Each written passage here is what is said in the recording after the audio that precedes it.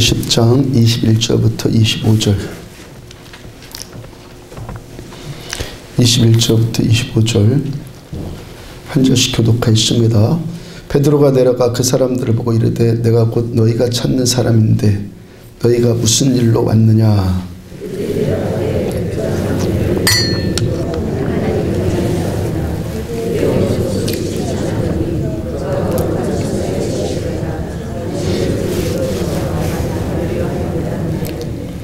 베드로가 불러들여 유숙하게 하니라. 이튿날 일어나 그들과 함께 갈새 요바에서 온 어떤 형제들도 함께 가니라.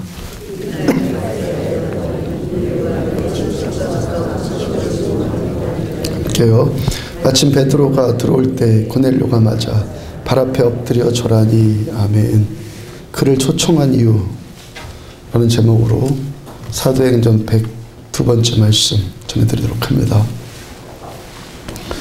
지금은 자꾸 하셨는데 자기 스스로를 대한민국 국보라고 자처했던 양주동 박사님 기억들 하십니까? 그러니까 이분이 실제로 천재로 화자될 만큼 탁월한 분이셨죠. 일본으로 이분이 유학 가서 와세다 대학에서 공부하고 있을 때 몸은 바다 건너서 일본에 있었는데 마음은 늘 한국에 있었다고 그래요. 서울에 있는 어떤 한 여학생을 열렬히 사랑했답니다. 짝사랑한 거예요. 청년 시절 이분에게 또 문학적인 소질이 다분했는데 시적인 문장력이 얼마나 대단했겠습니까? 그 실력으로 연애편지 쓰는데 짝사랑했던 여학생의 마음을 확 후려잡을 만큼 그런 감미로운 말들을 막 써서 보내지 않았겠어요? 근데 번번이 회답이 없습니다. 아무리 정성 들여 써도 답장이 안 와요. 그 이유를 알아보니까 그 여학생이 다니는 학교가 미션 스쿨이었고 그녀가 기숙사에 있었는데 기숙사를 관장하는 사감 선생님이 꼭 독수리 같았다고 그래요.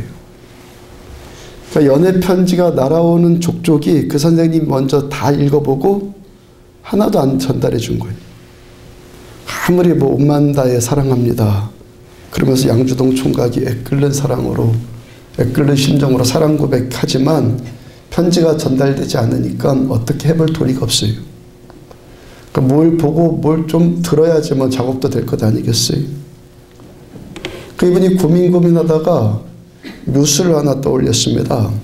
그 학교가 미션 스쿨이라는 점을 착안을 했어요. 옳거니 성경구절 써보내자. 거기가 기독교 학교니까 아무리 독수리 같은 사감일지라도 성경구절은 전달해 주겠지 그랬어요. 그래서 처음 써보낸 성경구절이 요한일서 4장 7절과 8절 말씀이에요. 사랑하는 자들아 우리가 서로 사랑하자. 사랑은 하나님께 속한 것이니 사랑하는 자마다 하나님께로부터 나서 하나님을 알고 사랑하지 아니하는 자는 하나님을 알지 못하나니 하나님은 사랑이심이라. 그 다음 또 써보낸 구절이 로마서 12장 9절 요한일서 4장 18절이에요. 사랑에는 거짓이 없나니 악을 미워하고 선에 속하라. 사랑 안에 두려움이 없고 온전한 사랑이 두려움을 내쫓나니. 하여튼 이런 구절들만 골라서 편지를 보냈어요. 그 다음에 마지막 결론으로 보낸 말씀이 마가복음 10장 7절과 9절이에요. 이러므로 그 사람이 그 부모를 떠나 그 둘이 한 몸이 될지니라. 이러한지 이제 둘이 아니요 한 몸이니 그러므로 하나님이 짝지어준 것을 사람이 나누지 못할지니라. 그러니까 자기가 사랑 고백 다 하고 주례사까지 다 했어요. 하여튼 이분이 사랑 고백에 성공을 했고 결혼까지 꼬리냈습니다. 왜 사랑이 뭡니까? 사랑. 신학자 칼바르트에 의하면은 아주 단순 명료하게 사랑에 대해서 정의를 했어요. 보고 싶으면 사랑이다. 봤는데도 또 보고 싶고 멀리 있다 싶으면 한없이 그리워지고 그럼 사랑이라는 거예요. 또 보지 못하면은 목소리라도 들어야지 사랑이에요. 그의 말이라면은 했던 말 또 하고 들었던 말 또 듣고 그래도 좋아요.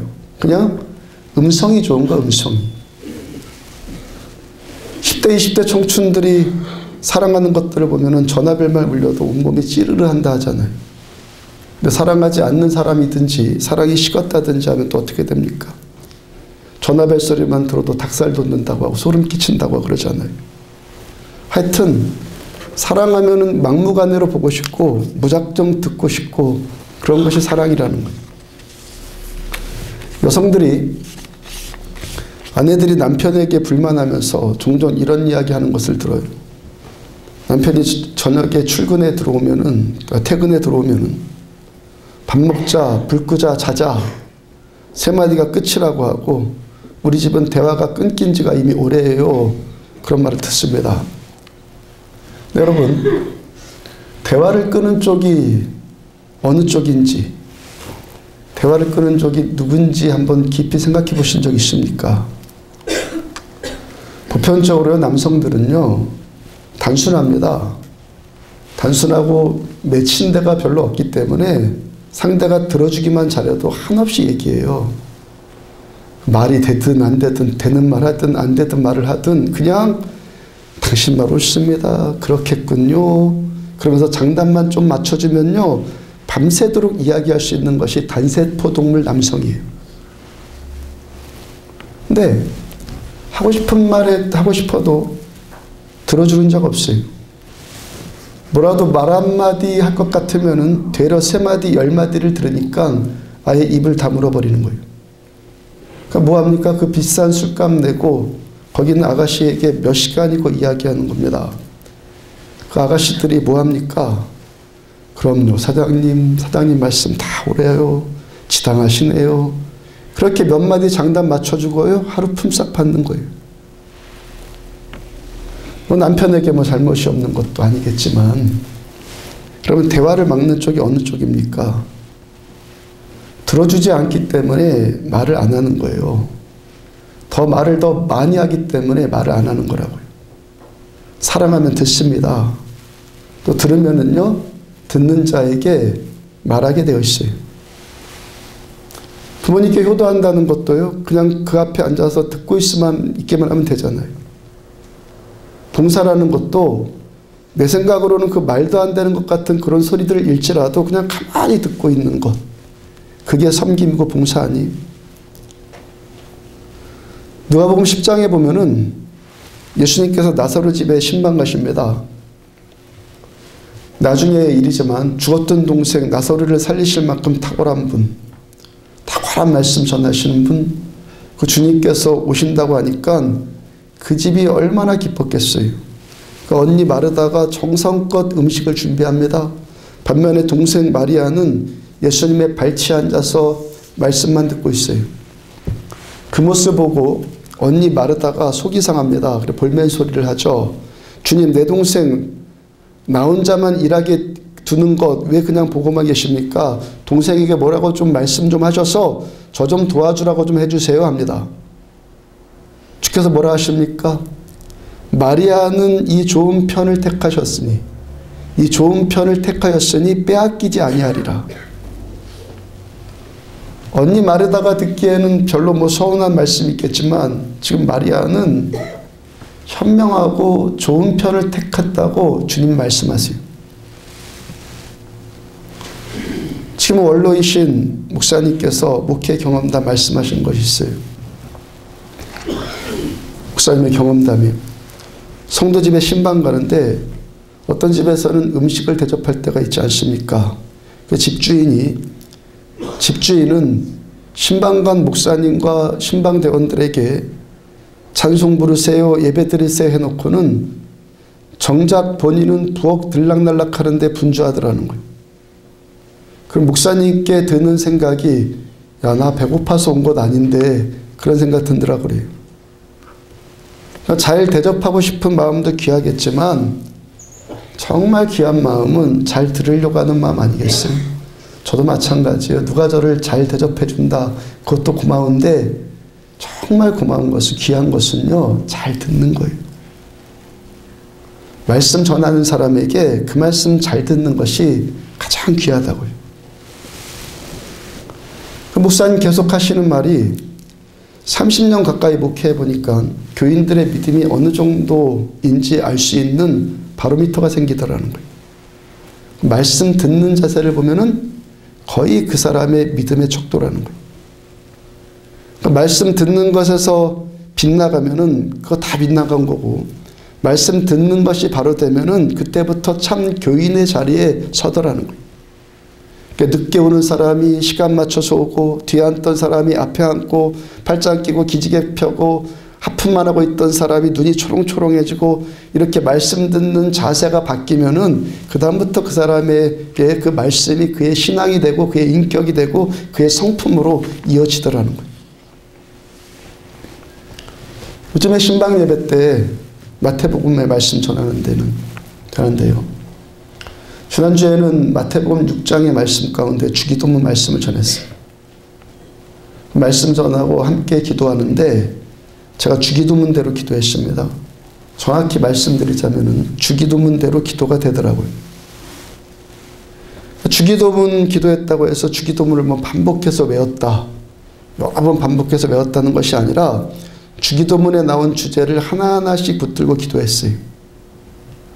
그러니까 기도를 함에 있어서 기도하는 이, 그리고 기도를 받으시는 분, 기도하는 사람, 기도를 듣는 분이 있는 것이 가장 중요하잖아요. 그래서 하늘에 계신 우리 아버지, 이 주제를 가지고 먼저 지금 여기에 하나님이 임재하시기를 원합니다 라고 충분히 기도하고, 그렇게 또 하나님의 임재를 구하고 그 다음에 이름이 거룩히 여김을 받으시오며 주님의 거룩하신 이름을 한껏 찬양해드리고 주님의 성품을 높여드리고, 그런 식으로 한 주제씩 놓고 계속 기도하는데 한참을 기도해도 시간 가는 줄 모르겠더라고요. 아, 주님께서 가르쳐 주신 방법대로 기도하는 것을 기뻐하시는구나 경험적으로 깨달아지더라고요. 그러니까 이유가 있으니까 이대로 기도해라고 가르쳐 주신 것 아니겠어요? 그 주기도문 가운데 시험에 들게 하지 마시옵고 있죠. 시험에 들게 하지 마시옵고. 그러니까 주기도문이 주님께서 기도의 대가이신 예수님이 그 기도의 그 핵심을 축약해갖고 가르쳐 주신 것 아니에요. 그러니까 그만큼 그 일이 중요하니까 시험에 들지 말아라 가르쳐 주신 것 아니겠어요? 기도를 하면서. 근데 시험이 없는 신앙생활 없고 시험 없는 인생살이 또 없잖아요.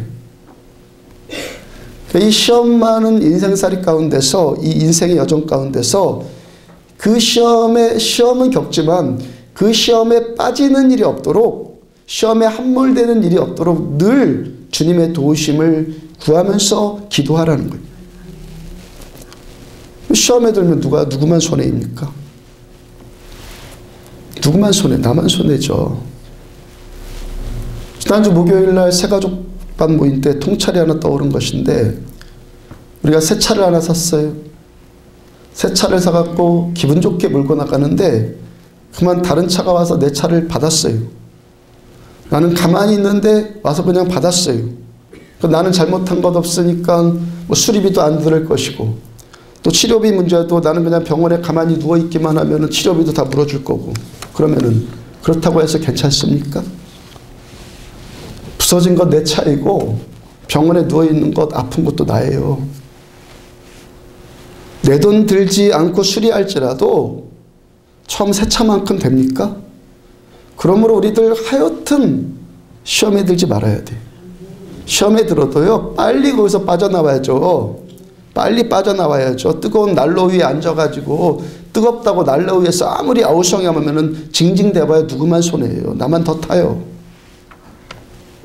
빨리 난로에서 내려와야죠. 그러면 왜 어떤 사람이 자꾸 시험에 듭니까? 우리들의 삶의 태도를 주도하는 영역은 세 가지가 있어요. 내 삶을 주도하는 것이 세 가지가 있다고요. 하나는 감정, 하나는 이성, 또 하나는 영성.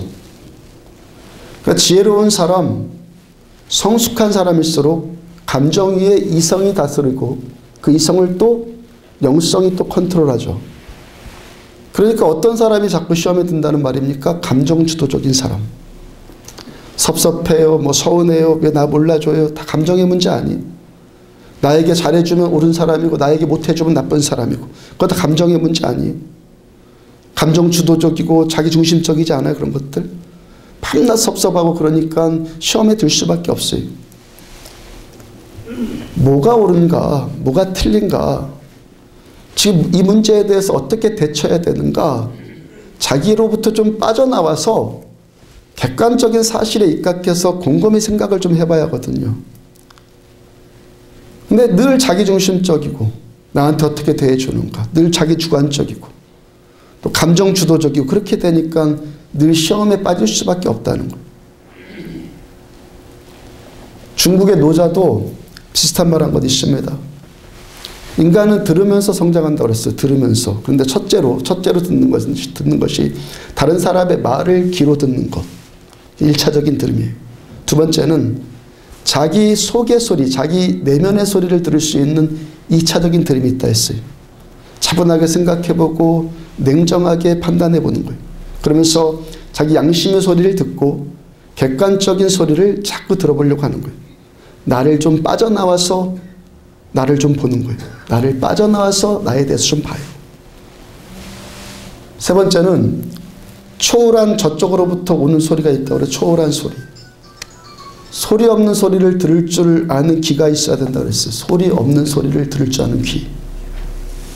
풀포기에서도 소리 들을 수 있고 하늘 보고도 소리 들을 수 있고 아무도 없는 그곳일지라도 소리 들을 수 있는 귀가 있다는 거예요.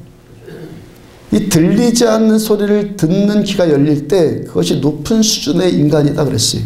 들리지 않는 소리를 들을 수 있을 때. 최근에 함께 기도하는 목사님 한 분으로부터 문자를 하나 받은 것이 있어요. 하나님은 언제나 옳으시다.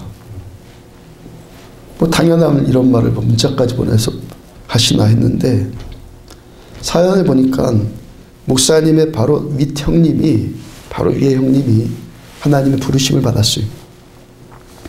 그 목사님 저보다 나이가 좀 어리신 것, 아래인 것 같으니까 바로 밑 형님이면은 저와 좀 연세가, 나이가 좀 비슷할 것 같아요. 영정사진도 얼마나 밝고 맑은지 몰라요. 그러니까 목사님이 그런 형님의 부고를 알리는 내용으로 하나님은 언제나 옳으시다. 지금 이 상황 가운데서도 하나님은 옳으시다. 그 하나님은 언제나 옳으시다. 그 말이 그 생전에 형님이 자주 했던 말이라는 거예요. 형님의 죽음 앞에서 목사님이 가장 먼저 떠오른 말이 하나님은 언제나 옳으시다. 그러니까 목사님의 형님도 들리지 않는 소리를 들을 수 있는 귀가 열려 있는 것 아니에요. 눈앞에 벌어진 일만 보고 살고 귀에 들리는 온갖 소리들 그것만 듣고 사는 것이 아니라 그 이면에 들리는, 초월해서 들리는 하나님의 음성을 들을 수 있는 귀가 열려 있으니까 죽음의 시험 앞에서도 시험에 들지 않더라는 거예요.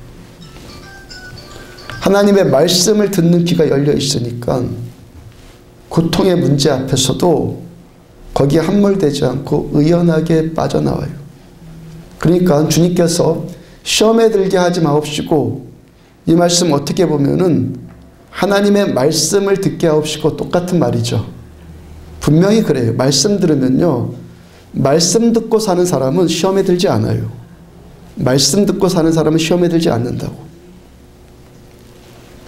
요한계시록 1장 3절을 보면은 이 예언의 말씀을 읽는 자와 듣는 자와 그 가운데 기록한 것을 지키는 자는 복이 있나니 때가 가까움이라.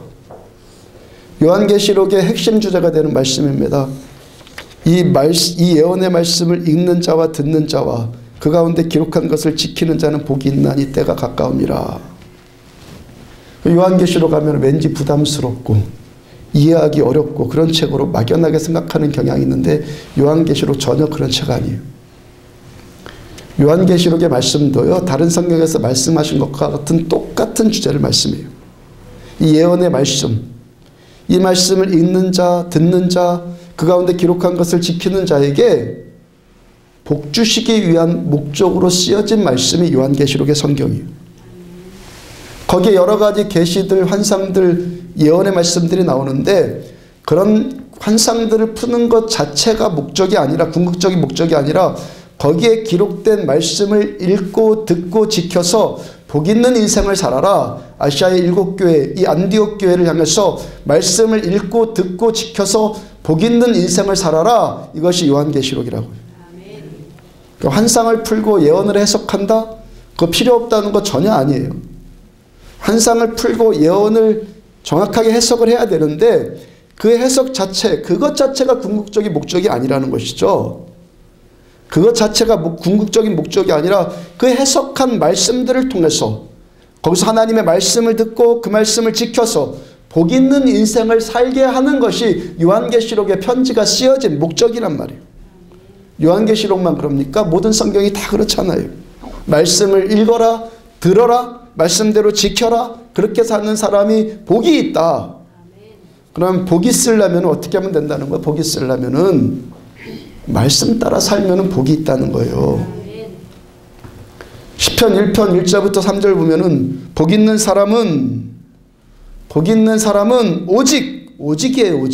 오직이라고. 오직 여호와의 율법을 즐거워하여 그의 율법을 주야로 묵상하는도다. 그가 하는 모든 일이 다 형통하리로다. 하나님의 말씀을 즐거워하는 사람, 그래서 이 말씀을 듣는 사람, 말씀을 그래서 지키는 사람, 계속 생각하고 묵상하는 사람이 복이 있다. 마태복음 7장 24절 25절 그러므로 누구든지 나의 이 말을 듣고 행하는 자는 그 집을 반석에 지은 지혜로운 사람 같으리니 비가 내리고 창수가 나고 바람이 불어 그 집에 부딪히되 무너지지 아니하나니 이는 주추를 반석 위에 놓은 까닭이요. 주님께서 주옥 같은 산상수훈 말씀을 전하시고 나서 결론으로 끝내점 하시는 말씀이 전해진 이 모든 말씀들 듣는 사람, 그 다음에 행하는 사람이 그 집을 반석 위에 지어놓은 어떤 시험이 오더라도 시험에 함몰 내지 않는 든든한 지혜로운 인생을 살게 된다는 거예요. 자기 감정, 자기 계산, 자기 생각, 자기 경험, 이 모든 것들을 위해 하나님의 말씀을 놔요. 그 말씀을 듣습니다. 그리고 이 말씀 따라 사는 사람, 지금 이 문제를 놓고 지금 나의 환경을 놓고 하나님의 말씀이 뭐라고 하는가, 이 말씀을 듣고 따라 사는 사람이 건강한 인생, 복 있는 인생을 살게 된다는 거예요. 감정이 이성을 다스리고 이성을 영성이 주도하고 이 순서가 바로 되어 있는 사람이 건강한 사람이고 지혜로운 사람이고 복 있는 인생이라는 거예요. 아멘입니까? 감정을 무엇이 다스려요? 이성이 다스려요. 이성을 또 뭘 다스립니까? 영성이, 하나님의 말씀이 다스린단 말이에요. 이 사람이 지혜로운 사람, 건강한 사람, 복 있는 사람. LA에서 동양성교회 개척하시고 지금 퇴임하시고 그 강준민 목사님, 유명한 목사님이 목회했던, 처음 개척했던 임동순 목사님 이야기. 그 목사님이 보니까 그만큼 목회해 보니까 잘 되는 인생이 관찰되더라는 거예요. 잘 되는 인생 보니까 결국에 말씀 듣고 말씀 따라 지키며 사는 사람이 결국에 잘 되더라는 거예요.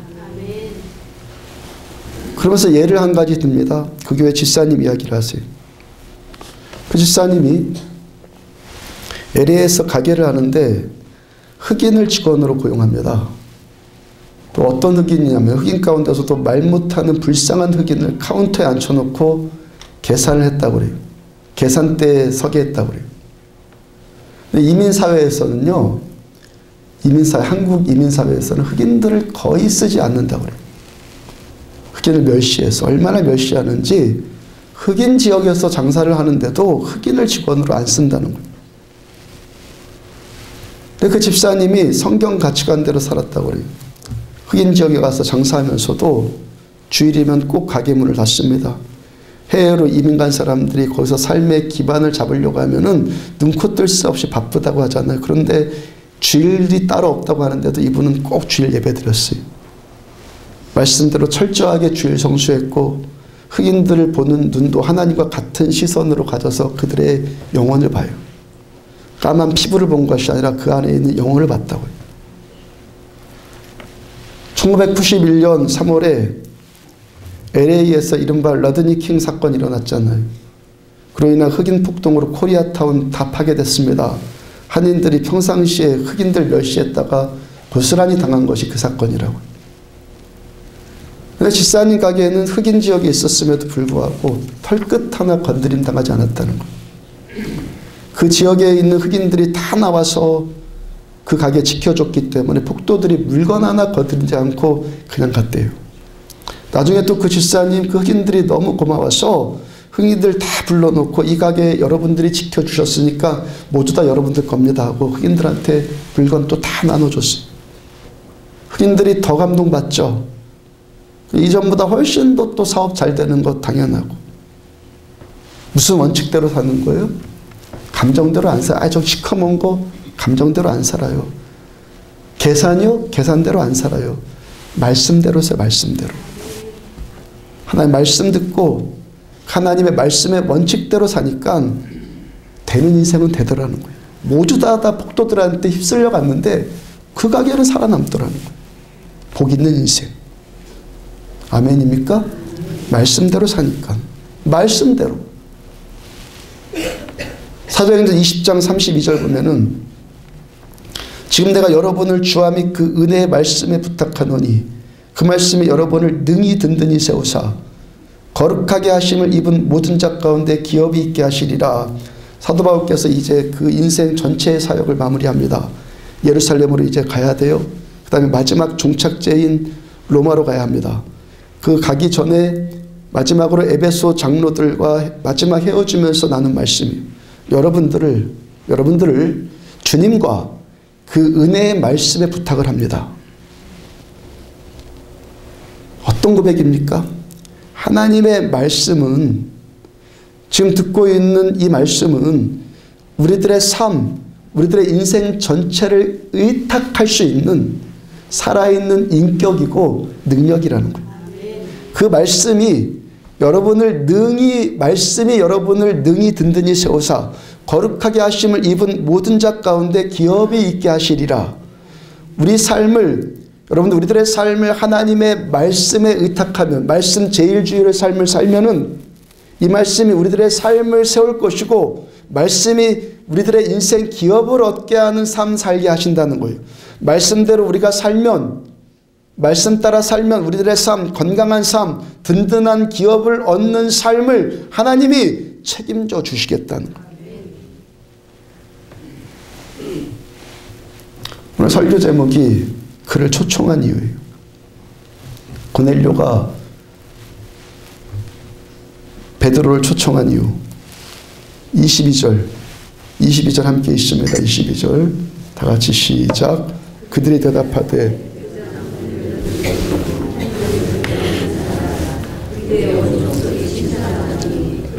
거룩한 천사의 지시를 받아 당신을 그 집으로 청하여 말을 들으려 하느니라 한데, 지금껏 사도행전 10장 말씀 놓고 또 여러 편에 설교하면서 주제에 따라 말씀 전해드렸잖아요. 베드로와 고넬료가 환상 본 이야기, 그분들은 기도하는 사람들이었다는 이야기, 경건한 분들이었다는 이야기, 또 고넬료의 심부름으로 온 그 심부름꾼들도 경건한 사람들이었다는 이야기, 그 경건함의 증거가 다른 사람의 장점만 보고 장점만 말해주는 사람이었다고 여러 편의 주제로 설교했어요. 근데 이 모든 주제들, 이 모든 과정들의 결론이 뭐라는 거예요? 그렇게 환상을 보고 천사의 음성을 들었고 심부름을 하고 고넬료가 베드로를 찾고 초청하고 이렇게 한 모든 이유가 뭐라는 거예요? 당신을 그 집으로 청하여 말을 들으려 하느니라. 다 같이 한번 해볼까요? 청하여 말을 들으려 하느니라. 아멘. 이게 목적이라는 거예요. 그러니까 고넬료가 베드로의 말을 듣는 것이, 베드로의 말 듣는 것이 기도하며 환상 보는 것으로부터 시작해서 심부름하는 것까지 이 모든 과정들의 결론이고 이유라는 거예요. 그러니까 우리가 신앙생활, 오늘도 신앙생활하는 절정 잘 깨달으세요. 신앙생활하는 절정이 뭐라는 거예요? 말씀 듣는 거예요. 복음서를 보면은 예수님을 배신한 제자 가룟 유다가 밀고 했고 주님을. 그래서 대제사장을 비롯한 유대교 지도자들이 예수님을 체포해요. 그 다음에 예수님을 재판받게 하고 십자가의 사형 원도 하기 위해서 빌라도 총독 앞으로 끌고 가죠. 빌라도가 예수님이 갈릴리 출신이라는 말을 듣고, 그때 마침 예루살렘에 갈릴리의 분봉왕이었던 헤롯 안티파스가 와 있었거든요. 그래서 헤롯 안티파스에게 예수님을 신문하라고 보내요. 헤롯 안티파스가 헤롯 대왕의 아들이었는데, 이 사람이 예수님이 자기에게 끌려왔다, 자기한테 왔다는 보고를 받고 아주 기뻐합니다. 누가복음 23장 8절을 보면은 헤롯이 예수를 보고 매우 기뻐하니, 헤롯 안티파스가 예수를 보고 매우 기뻐하니 이는 그의 소문을 들었으므로 보고자 한지 오래였고 또한 무엇이나 이적 행하심을 볼까, 보고자 함이었고 이적 행하심을 볼까 바랐던 영혼이라. 헤롯 안티파스가 예수님을 보고 그냥 기뻐한 것도 아니고 매우 기뻐했다는데 그 이유가 뭐라 그래요? 그의 소문을 듣고 그래서 그를 보고자 하고, 그리고 그가 이적 행하심을 볼까 바랬던 영혼이라. 한마디로 뭐예요 지금? 호기심이죠, 호기심. 헤롯 안티파스가 갈릴리 지역 다스리면서 예수님께 대한 소문을 들었어요. 어떤 소문이겠습니까? 죽은 자 살아나고 병든 자 치유받고 귀신 쫓겨나고 보리빵 5개 물고기 2마리로 2만 명을 먹이고 이런 일들 아니겠어요? 헤롯 안티파스가 자기 눈으로 직접 그 일을 보고 확인하고 싶다는 거예요. 예수님은 단 한 번도 누구에게 보여주거나 누구에게 가시하거나 그런 목적으로 그런 일을 행하신 적이 단 한 번도 없었죠. 아무 일도 하지 않으세요. 주님께서는 하나님께서 말씀하신 하나님의 필요에 의해서 일을 행하셨지 무슨 신통력을 보여주기 위해서 무슨 일을 하신 적이 한 번도 없었단 말이에요. 한 번도. 목회하면서도 자주 듣는 말이 그런 류 말이거든요. 하나님 보여주면 믿겠다 그래요. 어떤 신통한 일을 보면은 자기 눈으로 직접 확인하면은 기적들이 나타나면 내가 믿겠다 그래요. 근데요, 주님께서는 그런 목적으로 전혀 일하시지 않는단 말이에요. 기적은요 주님이 하시는 거예요. 병 치유받는 건 예수님 하시는 거란 말이에요. 아무리 내가 소원하고 여러분들이 소원해도 하나님 하시지 않으면 안 되는 거예요. 주님은요, 하나님께서는요 단 한 번도 뭔가를 과시할 목적으로 그렇게 하신 적이 없었단 말이에요. 그런 게 목적이면은 그 신앙 건강하게 세워지지도 않아요. 무엇이 우리를 건강하고 든든하게 세운다고요? 이 말씀이 우리를 든든히 세우고 말씀이 하늘의 기업을 받는 인생이 되게 해주시겠다고 말씀하시잖아요. 그러니까 우리들 보려고 할 것이 아니라 들으려고 하시기를 바랍니다. 그리고요, 먼저 제대로 들어야지만 보는 일이 생기는 거예요. 여기까지 목회하면서요, 안진뱅이가 일어났든지 맹인이 눈을 뜬다든지 그런 정도는 아니었지만 우리 삶에 직접 간접적인 필요에 의해서 이런저런 일들, 경험한 일들 많이 나타났잖아요. 어떤 분요, 자기 안에 있는 고질병, 평생 고질병 치유받지 못해서 해마다 휴가 때면 휴가를 즐긴 것이 아니라 남몰래 병원에 입원한 분이 계셨어요. 그분이 직접 고백한 대로 은혜 받고 그 고질병이 치유받았다 고백했잖아요. 어떤 분은 알코올 중독이 치유받았어요. 어떤 분은 죽고 싶은 우울증이 치유받은 일도 있었고, 어떤 분은 내가 정말 믿고 싶은데 안 믿어지잖아요. 그러니까 그런 영적인 일들을 좀 체험을 하면은 믿겠어요. 그런 분도 계셨고, 그리고 체험을 했고요. 이랬던 사람들이 한때의 시험을 극복하지 못하더라는 거예요. 뭐 때문에 그래요? 뭐 때문에? 뭐 때문에 그렇다고 합니까? 시험에 들지 말게 깨어있어라. 뭐에 깨어있으라는 겁니까? 말씀에 깨어있으라는 거예요. 말씀이 여러분을 등이 든든히 세워서 결정적인 순간에 하나님의 말씀을 들을 수 있는 귀가 열려야 되는데 다른 소리 들어요. 밑에 소리. 감정의 소리 아니면 자기 계산의 소리.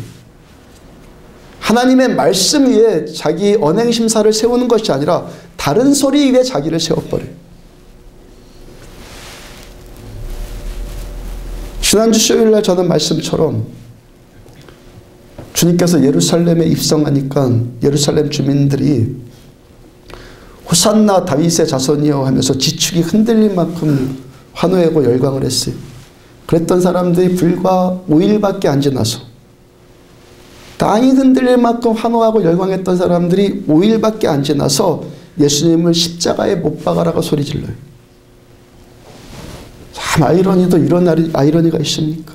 그 수많은 군중들이 모여서 지축이 흔들릴 만큼 세이오, 헬라어로 세이오, 지축이 흔들릴 만큼 예수님을 향해서 열광했던 사람들이 5일밖에 안 돼갖고 십자가에 못 박아라 또 소리 질러요. 왜 그래 이들이요?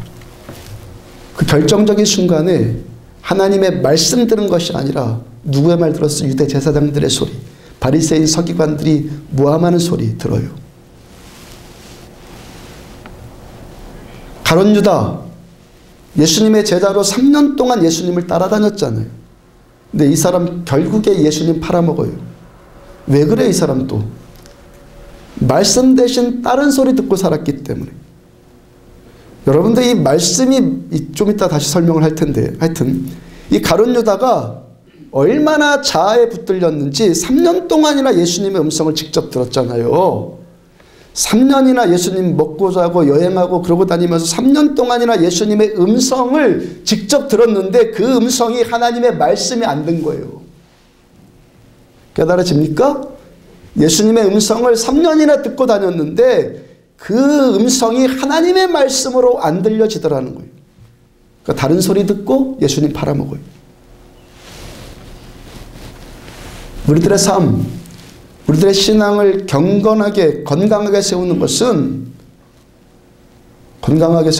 몇 가지 신통력 체험하는 것 아니에요.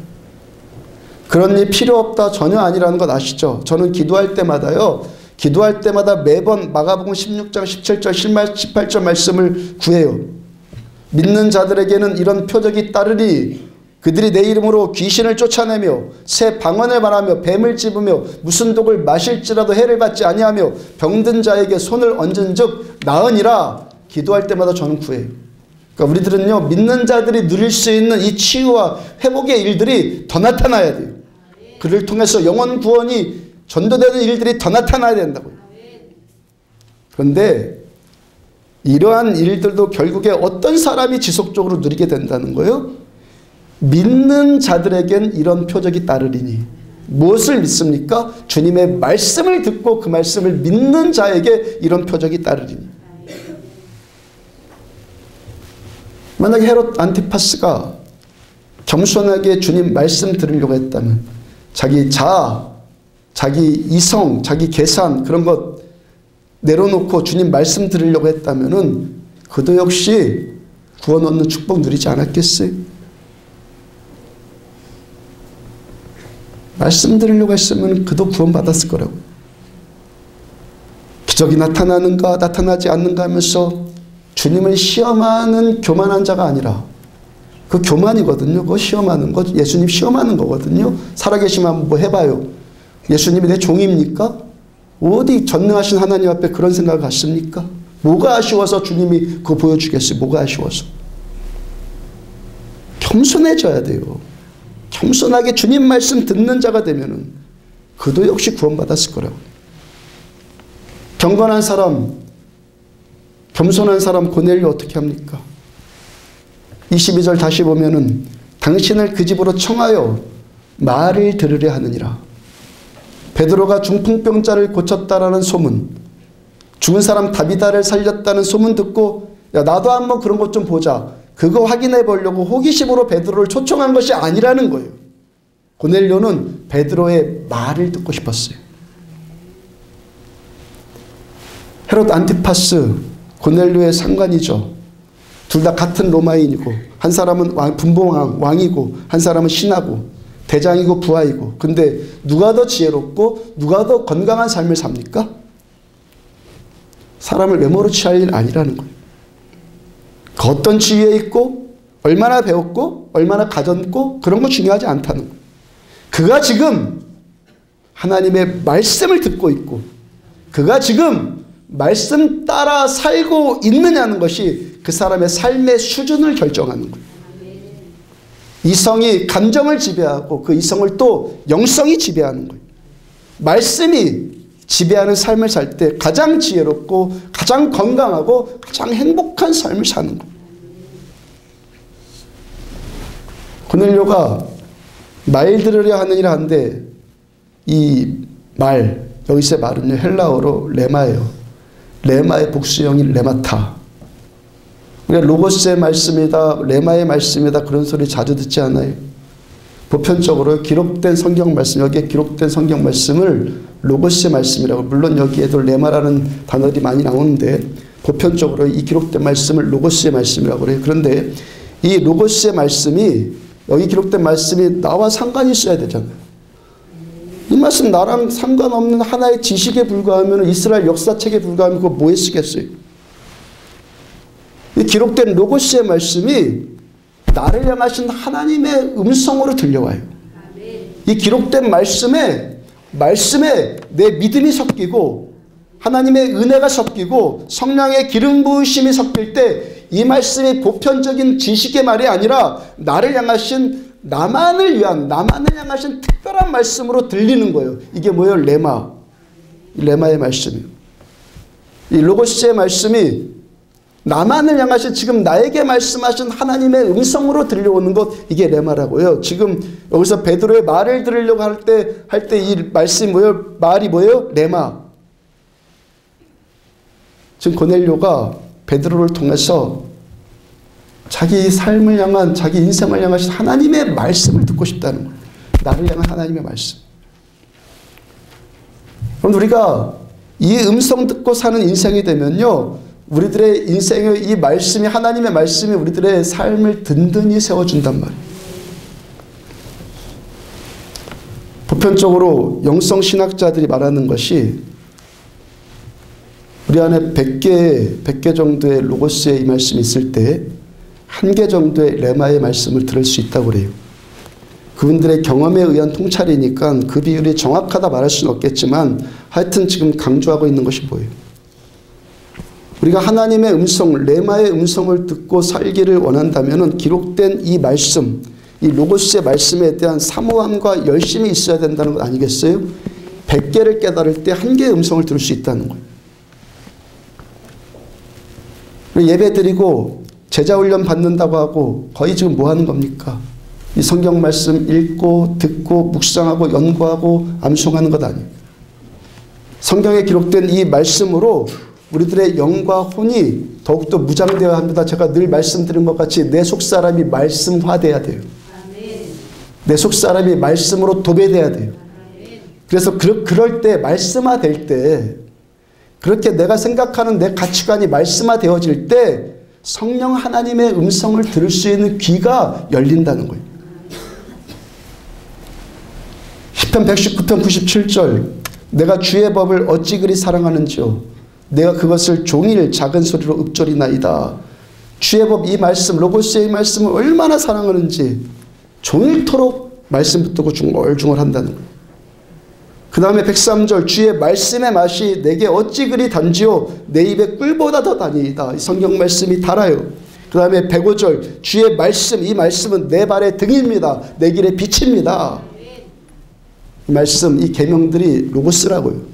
다윗이 기록된 이 로고스의 말씀을 사랑하고 종일토록 자기 입에 두고 중얼중얼 읊조립니다. 이 말씀을 자기 입술에 두는 것이 꿀송이처럼 달게 느껴진다라고 말씀을 사랑하는 자가 돼요.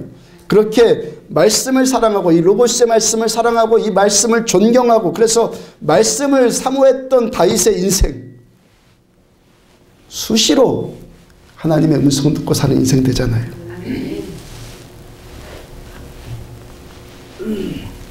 북한의 평양에 교회가 하나 세워졌을 때 일이에요. 중국의 삼작교회 같은 보여주기 위한 교회였을 텐데, 하여튼 그 교회 추수감사절 예배 드리는데 남한의 목사님들도 몇 분 초청되어 갔다고 그럽니다. 그 중에 한 목사님이 평양거리 다니면서 성경책을 일부러 옆구리에 끼고 다녔다고 그래요. 북한 사람 아니니까. 근데 목사님 옆에 안내자가 항상 있었음에도 불구하고 어떤 연세 많은 할머니 한 분이 목사님을 줄곧 따라오다가 부탁을 하더라는 거예요. 선생님, 그 책 성경이죠? 그 성경 좀 저에게 줄 수 없나요? 제 할머니께 성경 드리는 것은 어려운 일 아니지만 할머니가 이 책 갖고 계시다가는 큰 공경에 처할 수도 있을 텐데 괜찮으시겠어요? 그런 것은 벌써 각오했고 죽기 전에 이 성경 한번 실컷 읽어보고 죽는 것이 소원입니다. 우리는 얼마나 자유롭습니까, 여러분들? 죽기 전에 말씀 한번 실컷 읽어보고 죽는 것이 소원이라잖아요. 말씀을 사모하는 사람이 말씀을 듣게 돼요. 말씀을 사모하는 사람이 주님의 음성을 들어요. 그리고 주님을 사랑하는 사람이 주님의 사랑을 받아요. 말씀을 사랑하는 사람이 말씀을 듣고 살아요? 말씀을 듣는다고요? 그리고 그렇게 주님 사랑하는 사람이 주님의 사랑을 받아요. 우리가 예수님을 사랑한다는 것은 주님의 말씀을 듣는다는 거예요. 믿음이 성숙해진다는 것은 우리들의 감정, 이성, 경험, 통찰 이 모든 것들 위에 말씀을 놓고 그 말씀대로 따라 산다는 거예요. 디모데전서 3장 15절 후반부를 보면은 이 교회는 살아계신 하나님의 교회예요. 이 교회는 살아계신 하나님의 교회이고 살아계신 하나님의 교회이고 이 집은 진리의 기둥과 터니라. 교회는 살아계신 하나님의 집이고 진리의 기둥이고 진리의 터이다 라고 말씀하세요. 교회는 그러므로 말씀 듣는 곳이에요. 목사는 그 뭣도 아니고 말씀 전하는 사람이에요. 교회는 다른 보편적인 지식 듣는 데도 아니고 도덕적이고 윤리적인 고상한 말들, 어떤 감동적인 말들 그런 것 추구하는 것이 아니에요. 지금도 이 교회 안에 우리 안에 여러분들 계시지만 이 많은 사람들 가운데서 나와 하나님과 단독자로 서요.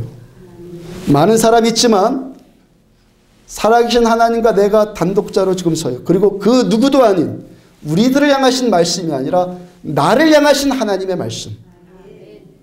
우리를 향한 안디옥 교회를 향한 말씀이 아니라 지금 여러분들 각자에게 하시는 하나님의 말씀을 듣는 것이 이 설교 시간이에요. 말씀 듣기에 교회 오고 말씀 듣기에 예배 드리고 말씀 들으면서 신앙 자라고 말씀대로 살면서 우리들의 삶이 지혜로워지고 건강해지고 하늘의 기업이 우리들을 풍성하게 누리는 삶을 살게 되는 거예요. 살아계신 하나님의 말씀 사랑하고 될 수 있는 대로 말씀 붙드는 자리는 더욱더 나오시고 억지로 나오라는 건 아니요. 여러분들의 삶 충분히 살아갈 삶 사시고 대신 게으르지 말고 말씀 붙드시라고요. 말씀 연구할 때 같이 공부하고 예배 때 같이 나오고 말씀화돼야 돼. 말씀화. 우리가 말씀화 될 때 레마의 음성이 들려요. 그 음성 듣고 따라 살 때 우리들의 삶 시험에 들지 않을 뿐만 아니라 복받는 지혜로운 인생, 하나님이 책임져 주시는 인생, 천지를 창조하신 전능하신 하나님이 지켜주시는 인생, 다윗과 같이 복된 인생 사시기를 주의 이름으로 축복합니다. 일어서